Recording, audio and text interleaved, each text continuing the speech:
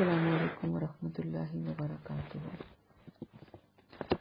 چلے جی next lesson آج کو شروع کرتے ہیں. آج پھر سے ہم 3 آیتیں پڑھیں گے انشاءاللہ. آیت نمبر 99, 100 اور 101. چھوٹی چھوٹی ہیں، اگر 2 کریں گے تو پھر تو بہت ہی تھوڑا ہوگا لیسن، اس لیے میں نے 3 کر دی ہیں پوری. چلیں شروع کرتے ہیں. اعوذ باللہ من الشیطان الرجیم. بسم اللہ الرحمن الرحیم. رب اشرح لی صدری ویسر لی امری واحلل عقدۃ من لسانی یفقہوا قولی. چلیں اپنا قرآن پاک کھولیے اور لکھنا سٹارٹ کریں. سب سے پہلے ٹرانسلیشن. وَلَقَدْ، وا اور لقد، دو پارٹس ہیں اس کے. لام البتہ، قد تحقیق، البتہ تحقیق. انزلنا، انزل نازل کی، نا ہم نے. جب لفظ کے اینڈ پر نون زبر الف نا آتا ہے تو اس کا مطلب ہوتا ہے ہم. انزلنا نازل کی ہم نے. الیکا، الا طرف، اور کا آپ کی، آپ کی طرف. آیاتن نشانیاں. بیناتن واضح، واضح نشانیاں، کھلی نشانیاں. وا اور ما نہیں. یکفرو انکار کرتے. بیہا ساتھ اس کے، با ساتھ، ہا اس کے. الا مگر یا سوائے، دونوں میں سے جو مرضی لگا لیں. الفاسقون نافرمان. جب بھی آیت کے اندر ما کے بعد الا آ جاتا ہے تو پھر اس ما کا مطلب جو نہیں رہتا بلکہ وہ بن جاتا ہے نہیں. ٹھیک ہے، اس کے علاوہ بھی نہیں ہو سکتا ہے، لیکن الا سے پہلے اگر ما آئے گی تو وہ پھر ڈیفینیٹلی اس کا میننگ جو ہے وہ نہیں ہوگا. آوا کیا. کلما جب بھی، کلما کا مطلب ہمیشہ، جب بھی. آہدو انہوں نے عہد کیا. کنہوں نے عہد کیا؟ یہودیوں نے، یہود نے. آہدن کوئی عہد. نبذہ، نبذہ توڑ دیا، ہو اس کو، یعنی اس عہد کو. فریقن ایک فریق نے یا ایک گروہ نے. منہم من سے، ہم ان میں سے. منہم ان میں سے. بل بلکہ. اکثرہم اکثر اکثر، ہم ان کے اکثر. لا نہیں. یؤمنون وہ ایمان لاتے. یا کا مطلب ہے وہ. و اور لما جب. جا آیا. ہم ان کے پاس. جاءہم آیا ان کے پاس. رسول کوئی رسول. من سے.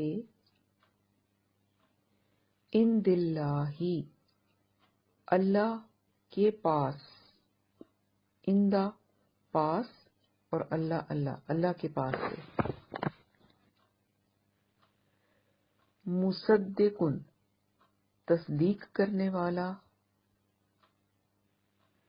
لما لام لیے ما جو اس کی جو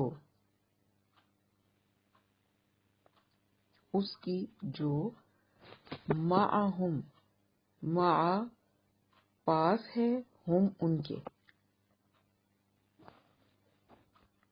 نبذا پھینک دیا فریقن ایک فریق نے ایک گروہ نے من سے الذین وہ لوگ جو اوتوا الکتاب اوتو دیے گئے الکتابہ کتاب. یہ پھر اوتو پیش سے سٹارٹ ہو رہا ہے تو پیسے وائس ہو جائے گا دیے گئے کتاب. کتاب اللہ اللہ کی کتاب وراء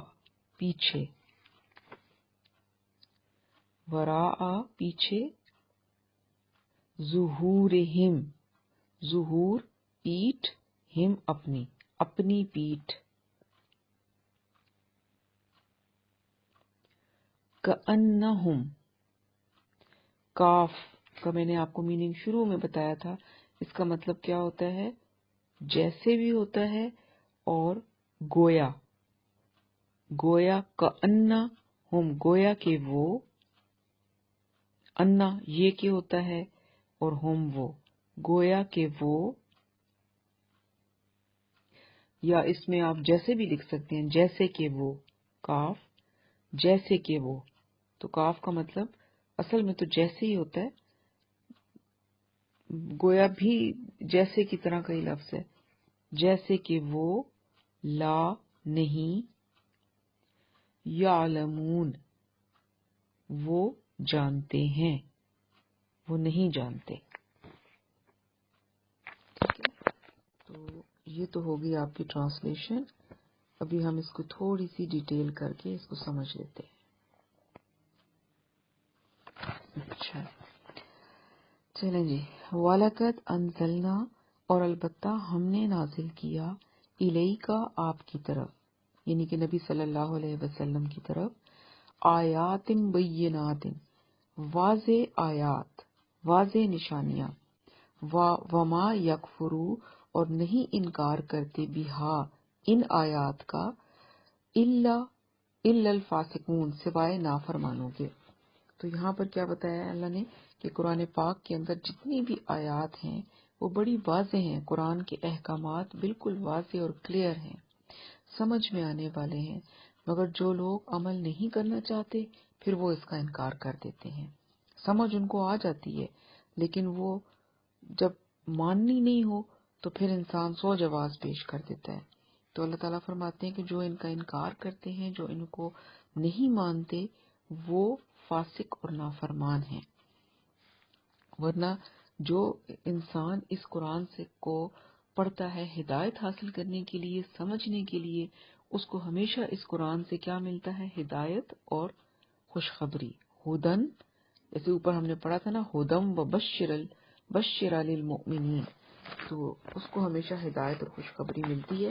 لیکن جو اس کلام کو اس نیت سے نہیں پڑھتا اور اس کو ہر حکم کے بیچ میں کوئی نہ کوئی مسئلہ نظر آ رہا ہوتا ہے تو پھر وہ اس سے ہدایت نہیں پاتے اور وہ پھر ان آیتوں کا انکار بھی کرتے ہیں.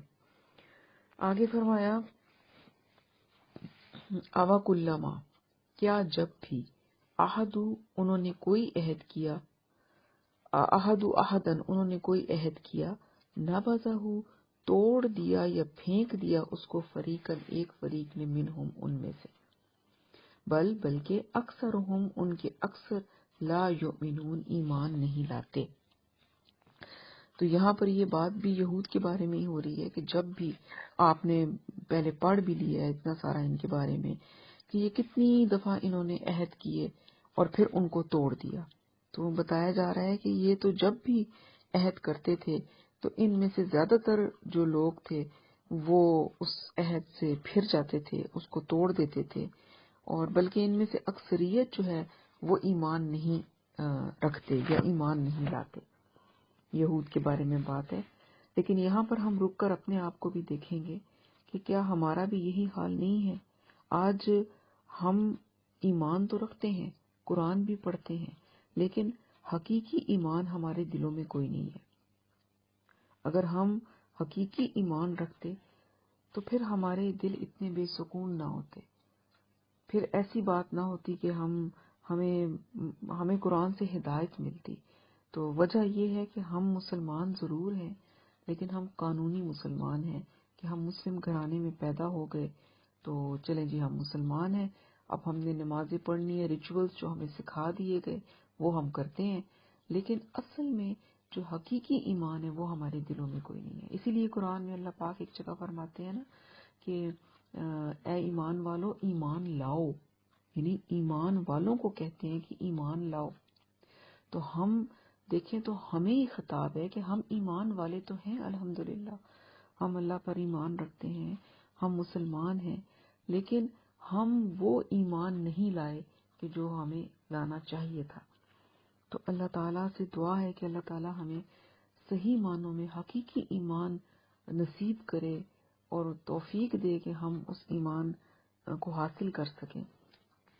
تو اور وہ ایمان ایسا ہوتا ہے کہ جس کے لیے انسان جب عبادت کرتا ہے تو وہ خوش ہو کے کرتا ہے، دل سے کرتا ہے. ایک ہوتا ہے ریچولز کو پورا کرنا کہ یہ نماز میں نے پڑھنی ہے، بس ٹھیک ہے میں نے فٹافٹ پڑھ لی تو میرا فرض پورا ہو گیا. ایک نماز ہوتی ہے جس میں آپ کا دل لگتا ہے، جو ہم اور سجا سنوار کے پڑھتے ہیں، جس کا ہمیں انتظار رہتا ہے. تو جب ہم نماز کے ساتھ ساتھ ہر کام جو بھی نیکی کا کام ہے اس کو خوش ہو کر کریں گے، اس کو انجوائے کریں گے، تو پھر وہ انشاءاللہ اللہ ہمیں حقیقی ایمان نصیب کریں گے. پھر آگے ہے ولما، اور جب جاءہم آیا ان کے پاس رسول، کوئی بھی رسول، من عند اللہ اللہ کے پاس سے، مصدق تصدیق کرنے والا، لما معہم جو کچھ ان کے پاس تھا، نبذ پھینک دیا، فریقن ایک گروہ نے، من الذین اوتوا الکتاب ان لوگوں میں سے جن کو کتاب دی گئی تھی، کتاب اللہ اللہ کی کتاب کو، وراء ظہورہم اپنی پیٹھ کے پیچھے، کأنہم لا یعلمون جیسے کہ وہ جانتے ہی نہیں. تو یہ بھی وہی بنی اسرائیل یہود کے بارے میں بات ہو رہی ہے، اور اللہ تعالیٰ فرما رہے ہیں کہ ان کے پاس نہ صرف یہ عہد کر کے اس کو توڑ دیتے تھے، بلکہ ان کے پاس جب بھی کوئی رسول آتا تھا اللہ کی طرف سے اور وہ تصدیق کرنے والا ہوتا تھا اس کی جو کہ ان کے پاس ہے، تو کیا ان میں سے ایک گروہ ایسا تھا کہ جو اس کتاب کا انکار کر دیتا تھا، اس کو اپنے پیٹھ پیچھے پھینک دیتا تھا. یعنی کہ جیسے اب یہاں ہوا کہ ان کے پاس تورات تھی، نبی صلی اللہ علیہ وسلم آئے قرآن کے ساتھ، تو قرآن وہ کتاب تھی کہ جو ان کی کتاب کی بھی تصدیق کر رہی ہے. یعنی کہ قرآن کے اندر تورات کا بھی ذکر ہے اور یہ کہا گیا ہے کہ یہ اللہ کی طرف سے بھیجی گئی کتاب ہے. تو ظاہر سی بات ہے کہ یہ بالکل ٹھیک ہے. تو کیا ہوا جب یہ سب کچھ ہوا تو یہود کے ایک گروہ نے اس کا انکار کر دیا. کس کا؟ کہ نہ تو وہ مانتے تھے کہ قرآن اللہ کی کتاب ہے، نہ ہی وہ نبی صلی اللہ علیہ وسلم کو اللہ کا رسول مانتے تھے، اور انہوں نے اللہ کی کتاب کو اپنے پیٹھ پیچھے پھینک دیا، گویا کہ وہ جانتے ہی نہیں. یعنی کہ اس کتاب کے اندر جو ان کی مطلب انہوں نے بالکل اس کا جیسے کہ ان کو پتہ ہی نہیں ہے ان چیزوں کے بارے میں. تو یہاں پر یہ بھی آپ یہود کے بارے میں بات ہو رہی ہے، لیکن ہم اس کو اس حساب سے بھی دیکھیں گے کہ یہ ہمیں بھی بتایا جا رہا ہے کہ ہم بھی تو قرآن کے ساتھ یہی کچھ کر رہے ہیں. ہمارا بھی تو رویہ قرآن کے ساتھ یہی ہے کہ قرآن ہمارے پاس ہے لیکن ہم نے اس کو پیٹھ پیچھے ڈالا ہوا ہے. پیٹھ پیچھے ڈالنے سے مراد یہ ہے کہ اس کو اپنے سامنے نہیں رکھا. جیسے ہم اپنی کبڈ صاف کرتے ہیں یا بک شیلف صاف کرتے ہیں، تو جو بکس کی ہمیں ہر وقت ضرورت ہوتی ہے، جو بکس ہمارے لیے بہت امپورٹنٹ ہوتی ہیں، ان کو ہم سامنے سامنے رکھتے ہیں، اور جو بکس ہمارے لیے اتنی امپورٹنٹ نہیں ہوتی وہ ہم پیچھے کر کے رکھ دیتے ہیں. تو کیا ہم نے قرآن کے ساتھ یہی کچھ نہیں کیا ہوا؟ اس کو سجا سنوار کے غلاف کے اندر ڈال کے ہم نے پیچھے اوپر کر کے رکھ دیتے ہیں کہ وہ ہمارے لیے اتنا ہینڈی رہتا ہی نہیں ہے کہ ہم اس کو اٹھا کے پڑھیں. اور باقی کتابیں ہمارے لیے بہت اہم ہیں. ہم لوگوں کی کورس کی بکس ہمارے لیے اہم ہیں جو ہر وقت ایکسیسیبل ہوتی ہیں، لیکن قرآن ہمارے لیے ایکسیسیبل نہیں ہوتا ہر وقت. تو اصل میں تو ہم نے بھی قرآن کے ساتھ یہی معاملہ کیا ہوا ہے کہ اس کو پیٹھ پیچھے ڈال دیا ہے، اس کو پیچھے کر کے رکھ دیا ہے. وہ ہمارے لیے اہم رہا ہی کوئی نہیں ہے. ہم اس کو وہ اہمیت نہیں دیتے جو ہم باقی کتابوں کو دیتے ہیں، باقی علوم کو دیتے ہیں. تو اس لیے ہمیں بھی اپنے رویے کو بدلنے کی ضرورت ہے کہ جیسے اللہ تعالیٰ نے ان کے بارے میں بتا رہے ہیں، یہود کے بارے میں، تو ہم نے بھی آج قرآن کے ساتھ یہی رویہ رکھا ہوا ہے اور ہمیں ضرورت ہے کہ ہم اس رویے کو بدلیں. اور پھر اس کے بعد جو ہے نا لا یعلمون، اس سے کیا مراد ہے کہ جس علم پر عمل نہ ہو وہ علم ہی نہیں ہوتا.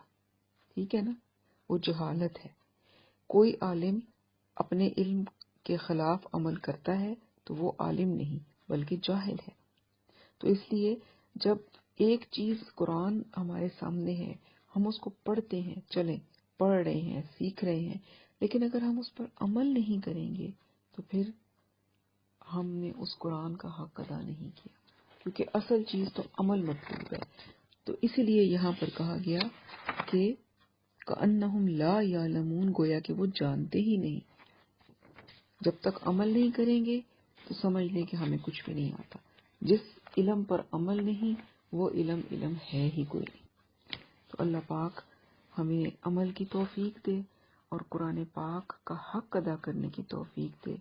ہمیں اس چیز کی توفیق دے کہ قرآن ہمارے لیے سب سے زیادہ اہم چیز بن جائے کہ یہ ہمارے رب کی طرف سے ہے، یہ ہمارے رب کے الفاظ ہیں. اس میں رب ہم سے باتیں کرتے ہیں. جیسے ہم نے سنا کہ حضرت علی کہا کرتے تھے کہ جب میرا دل چاہتا ہے کہ میں اپنے رب سے باتیں کروں تو میں نماز پڑھتا ہوں، اور جب میرا دل چاہتا ہے کہ میرا رب مجھ سے باتیں کرے تو میں قرآن پڑھتا ہوں. تو اصل میں تو یہ قرآن